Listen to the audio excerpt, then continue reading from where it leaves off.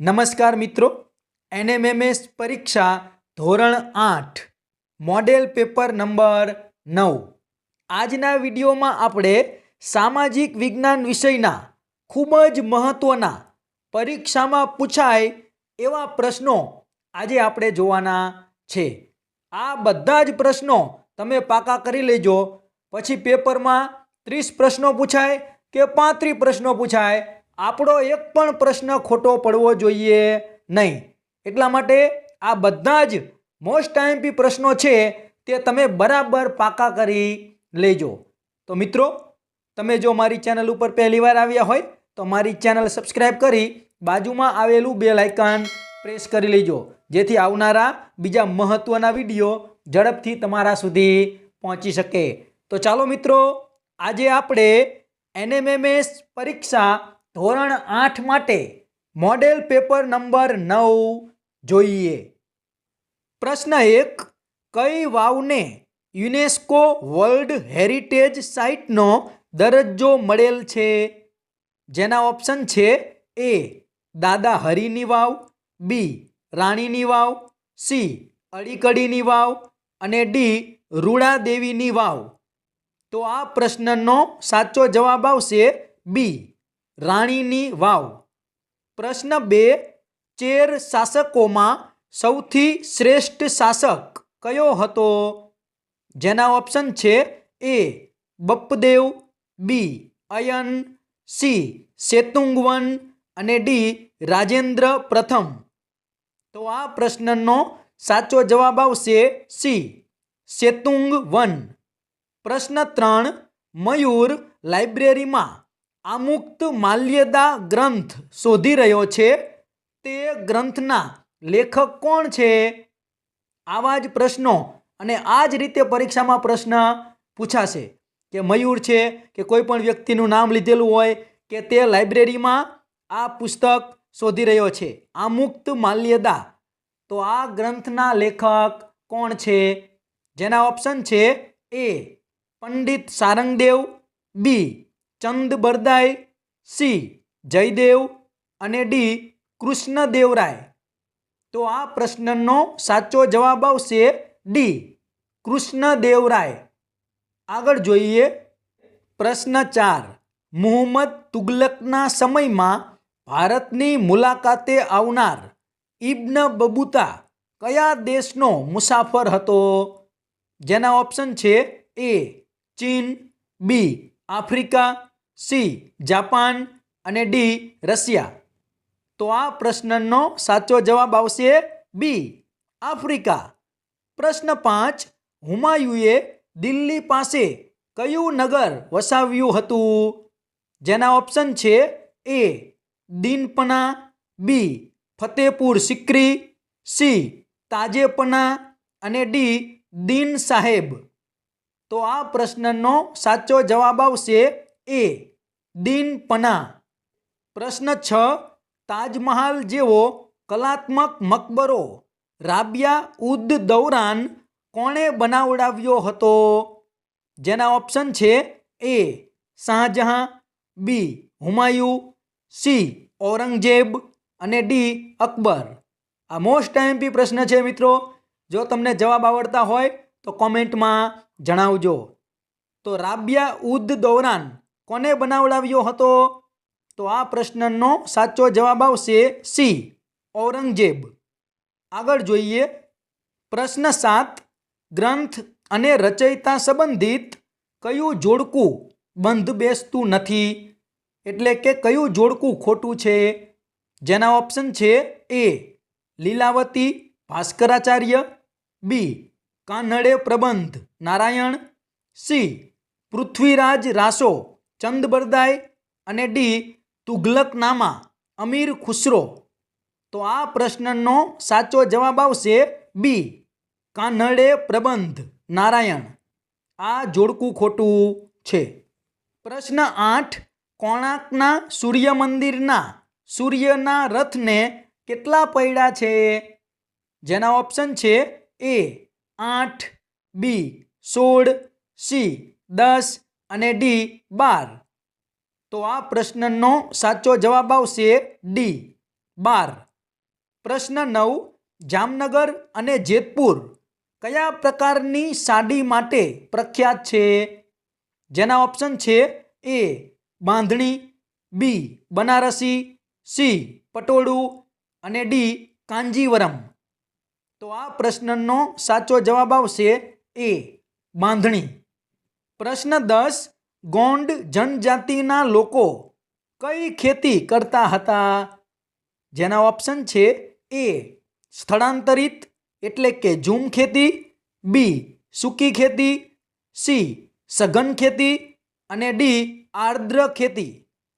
તો આ પ્રશ્નનો સાચો જવાબ આવશે એ સ્થળાંતરિત એટલે કે ઝૂમ ખેતી. આગળ જોઈએ.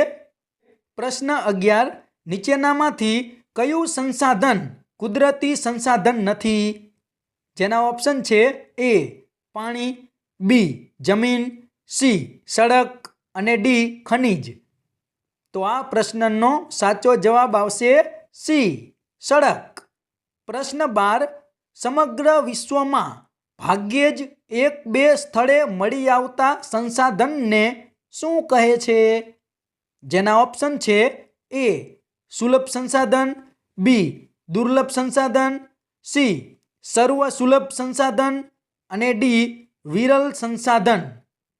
તો આ પ્રશ્નનો સાચો જવાબ આવશે બી દુર્લભ સંસાધન. પ્રશ્ન 13, ગુજરાતમાં આવેલું ખનિજ તેલનું સૌથી મોટું ક્ષેત્ર અંકલેશ્વર કયા જિલ્લામાં આવેલું છે?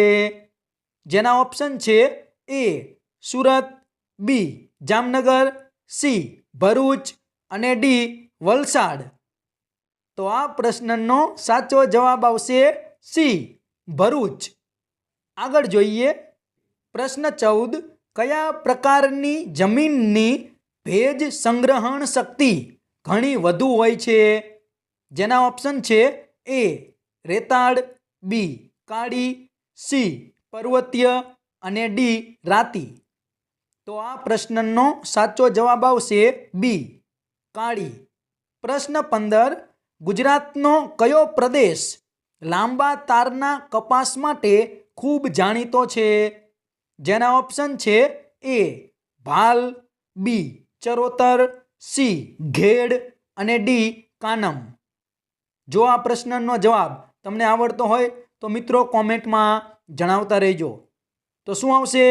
લાંબા તારના કપાસ માટે કયો વિસ્તાર જાણીતો છે?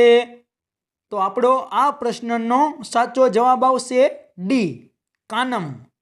પ્રશ્ન 16, કોણે બંધારણીય ઇલાજોના હકને બંધારણના આત્મા સમાન કયો છે? જેના ઓપ્શન છે એ ડૉક્ટર ભીમરાવ આંબેડકર, બી સરદાર વલ્લભભાઈ પટેલ, સી જવાહરલાલ નહેરુ અને ડી ડૉક્ટર રાજેન્દ્ર પ્રસાદ. તો આ પ્રશ્નનો સાચો જવાબ આવશે એ ડૉક્ટર ભીમરાવ આંબેડકર. પ્રશ્ન 17, મોસ્ટ આઈએમપી પ્રશ્ન છે મિત્રો. આ પ્રશ્નમાં ભૂલ થવાની ખૂબ જ શક્યતા છે એટલે બરાબર જોઈ લેજો. પ્રશ્ન 17, રાજ્યસભામાં ગુજરાત રાજ્યની કુલ કેટલી બેઠકો છે? જેના ઓપ્શન છે એ 26, બી 11, સી 182 અને ડી 250. તો આ પ્રશ્નનો સાચો જવાબ શું આવશે? મિત્રો આપણે જાણીએ છીએ કે વિકલ્પમાં 182 હોય એટલે મોટાભાગના વિદ્યાર્થીઓ લખી નાખે 182, પણ આપણને રાજ્યસભાની વાત કરેલી છે. તો રાજ્યસભામાં કુલ કેટલી બેઠક છે? 11 ગુજરાતની. તો આપણો આ પ્રશ્નનો સાચો જવાબ આવશે બી 11. આગળ જોઈએ. પ્રશ્ન 18, કયા ધારા અન્વયે ભારતમાં સુપ્રીમ કોર્ટની સ્થાપના કરવામાં આવી? જેના ઓપ્શન છે એ નિયામક ધારો, બી સંધિ ધારો, સી પીઠનો ધારો અને ડી ખાલસા ધારો. તો આ પ્રશ્નનો સાચો જવાબ આવશે એ નિયામક ધારો. પ્રશ્ન 19, ઉલ ગુલાન ચળવળના પ્રણેતા કોણ હતા? જેના ઓપ્શન છે એ લોર્ડ કોર્નવોલિસ, બી halt McKenzie, C Thomas Munro અને ડી બિરસા મુંડા. તો આ પ્રશ્નનો સાચો જવાબ આવશે ડી, બિરસા મુંડા. પ્રશ્ન 20, મહીસાગર જિલ્લાના કયા વિસ્તારના આદિવાસીઓએ અંગ્રેજો સામે લડત ચલાવી હતી? જેના ઓપ્શન છે એ ઉમરવાડા, બી ધાનપુર, સી પાંડરવાડા અને ડી ડેડિયાપાડા. તો આ પ્રશ્નનો સાચો જવાબ આવશે સી પાંડરવાડા. આગળ જોઈએ પ્રશ્ન 21, ભારતમાં કાપડની પહેલી મિલ ક્યાં સ્થપાઈ હતી? જેના ઓપ્શન છે એ મુંબઈ, બી અમદાવાદ, સી મદુરાઈ અને ડી ચેન્નઈ. તો આ પ્રશ્નનો સાચો જવાબ આવશે એ મુંબઈ. પ્રશ્ન 22, ભારતના કારીગરો કયા ફૂલોનો ઉપયોગ કરીને કપડાને રંગવાનું કામ કરતા હતા? જેના ઓપ્શન છે એ જાસૂદના, બી કેસુડાના, સી ગુલાબના અને ડી ગુલમોહરના.